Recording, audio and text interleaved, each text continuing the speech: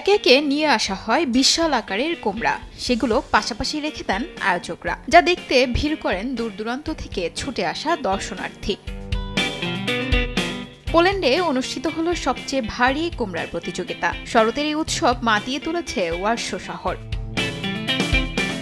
কৃষকরা বলছেন, ভালো বীজ, উর্বর মাটি আর সৌভাগ্যই বিশাল কুমড়া ফলানোর রহস্য।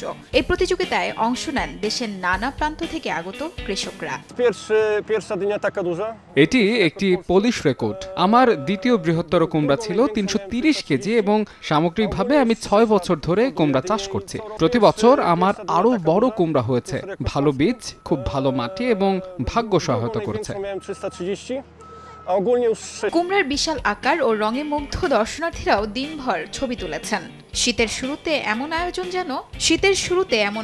যেন পোল্যান্ডের শরতে রং ছড়িয়েছে নতুন আনন্দে। এই ধরনের কুমড়োর জন্য অনেক সময় এবং নিষ্ঠার প্রয়োজন। আমাদের প্রায় প্রতিদিনই এর যত্ন নিতে হয়। সকালে আমরা ঘুম থেকে উঠে কুমড়ো খুলে দেখি সবকিছু ঠিক আছে কিনা, কিছু ক্ষতিগ্রস্ত হয়েছে কিনা। সন্ধ্যায় আমরা এটি ঢেকে রাখি যাতে রাতে উষ্ণ থাকে।